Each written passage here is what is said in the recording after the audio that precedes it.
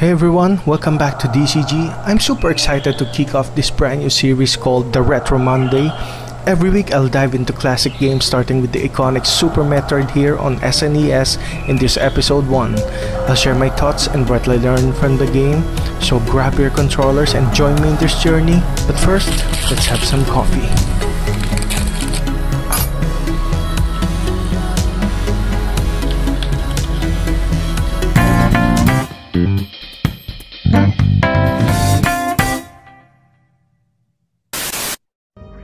Jumping right into the gameplay here, I'm playing this on Odin 2 and I'm 4 to 5 hours into this game, but as you can see with my item upgrades up top, I haven't beaten this game yet, but I just want to share a few things that I learned playing this all-time classic game from Nintendo.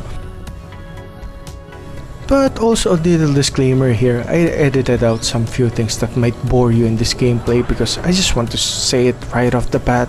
I want to be honest with you. I'm not really good gamer. I'm one of your casual gamers out there. I enjoy challenging stuff and from time to time I play Souls-born games, but most of the time I just want to enjoy the games at my own pace. I guess that gets me to my another point on why I started this journey and this channel. As my channel name suggests, I'm a gaming father. I'm a dad. I have a toddler. And gaming as a father is different for obvious reasons. Gaming while married, well, you can get away with it from time to time, right? But as a dad, yeah, there's a complete shift of priority. So now gaming have a purpose for me. I can't just game whenever I want. Thus, I created this channel to push me to finish my backlogs and for me to try new games outside my usual genre of games, and to share some things that I tweak to get the performance that I want on the games that I play on the devices that I own. Well, specifically, I own Odin 2 and GPD Win Mini. Both items are great, both devices are great. I have no problems with them. You just have to tweak it to get the better performance. Because if you're like me, as a dad, you want to save time as much as possible and to game with purpose. And to be honest with you, I enjoyed gaming more now than before because really, you just want to enjoy the little things as much as you can with little time that you have now that you're a father. But to go back on this game, Super Metroid, I've been trying to get my hands on Metroid series for quite some time now. Believe it or not, my first Metroid game was in Game Boy OG, the big one, Metroid 2, The Return of Samus, and I didn't even finish that because, you know, as an 8-year-old, I don't have enough patience and knowledge to get far in this type of games, you know. I played it because my older brother is playing it, and that's one of the two cartridge that we have on our Game Boy. The other one is Pokemon Blue, which I got into more than the Metroid game.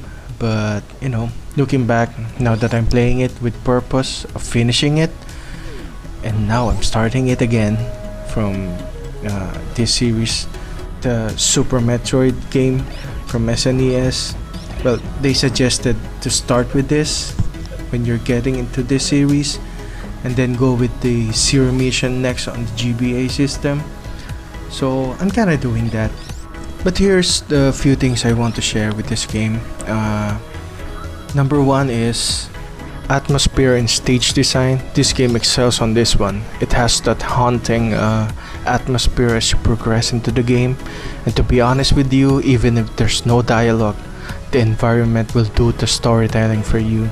The art, the sound design is superb for a game that was released 30 years ago. I can even say it's even better than what we have on most games right now. You will get immersed quickly as you progress level to level, which brings me to my next point. The exploration. The open-ended exploration for this game, I mean, yeah, this day and age, this pretty much is common. That's why Hollow Knight, Axiom Verge, Ori, SteamWorld Dig, those type of games are great games for the past 10 years because of this formula. But Super Metroid really encourages you to explore at your own pace. You have to, because there's a lot of secret paths and upgrades laying around in this game. And what sets it apart too is it will not give you anything. It will not give you anything. They don't make things obvious for the players. They want you to try and explore rather than give you hints or anything. Maybe that's the design of an old school games in general, but this one is one of the reasons this game is an all-time classic.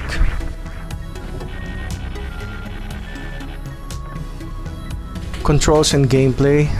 The controls are responsive and precise in this game, but there's just some steep learning curve that you have to adjust. Based on my experience, I guess that's what sets it apart from newer Metroid games. The quality of life upgrades and controls are much better now on newer games, but I guess that's where this game shines too. It's unforgiving sometimes. As you can see on my gameplay, I always repeat a lot of times on certain levels. It's unforgiving that you really have to learn and practice more often than not. For example, wall jumping here is not that as easy compared to the newer Metroid games. You have to be specific with your control, but once you got it, it gets better. But sometimes the hitbox on some environment doesn't really register well, so you have to be more precise with your timing. But for me, this is not much of an issue, but you have to work for it more. I guess that's it.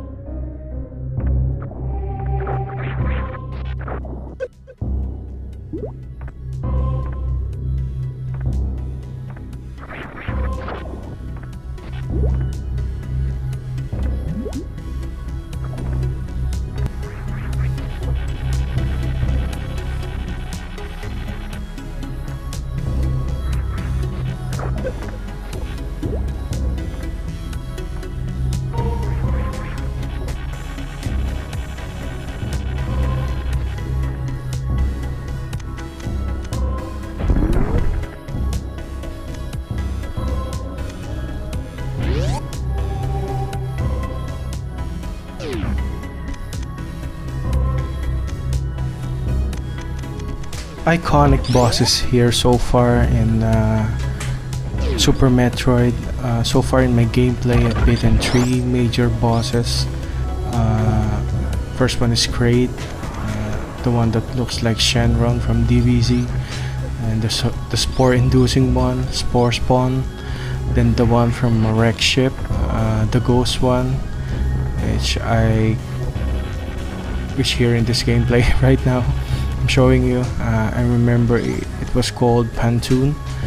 I don't know if I'm murdering the name, but the other one is the crocodile looking one from below, which is Crocomire, which, to be honest, I don't think it wants to fight you too. Too bad you have to get through him to get more upgrades. But so far the bosses on this game, while didn't age well design wise, it's a complete challenge given the circumstances that the game will throw at you on each boss level, and I love it. You really have to play this game to enjoy it and to see it, and I encourage you to.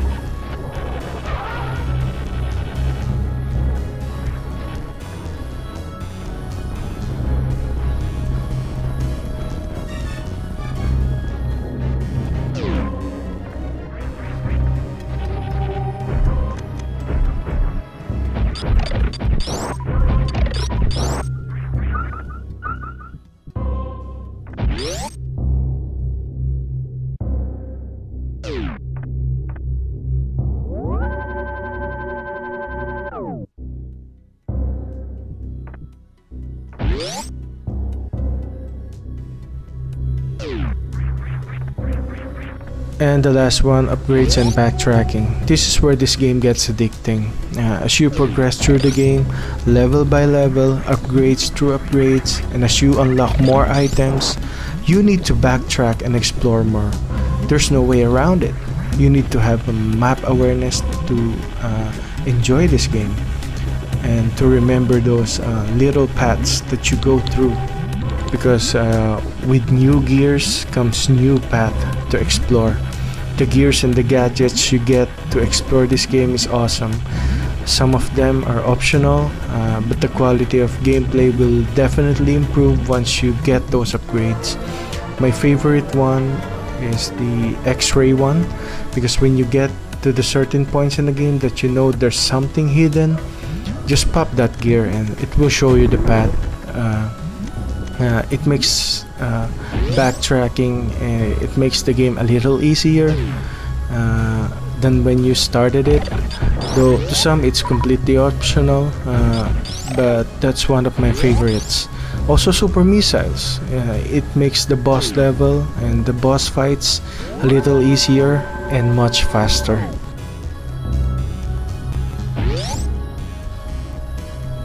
Okay, final thoughts. With these 5 elements that I mentioned regarding this game, all of them combined make Super Metroid a landmark and a classic title. This game influenced the design of many future games of the genre.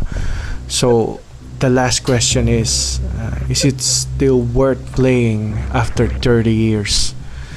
You're damn right it is. This game is phenomenal. It has its quirk due to its age, but that won't hinder you from enjoying the game all throughout. This is an easy recommendation for me as a dad, because you know why? It's worth your father time. So to end this video, if you are thinking of getting into this series, there's no better way than right now. There's so much retro game handhelds that you can play this on, and it's easy to run too, even on the lower system that you can buy from Unburnick and other retro device. You can play this game no problem. So yeah, I guess that's it. I'll see you on the next one. I hope you like this video, and moving forward, I hope you stay, like and subscribe. If you like this type of stuff, comment down below if you have other suggestion on the future videos that we have. I'm open to suggestion. Thanks guys, and have a great day. Bye bye.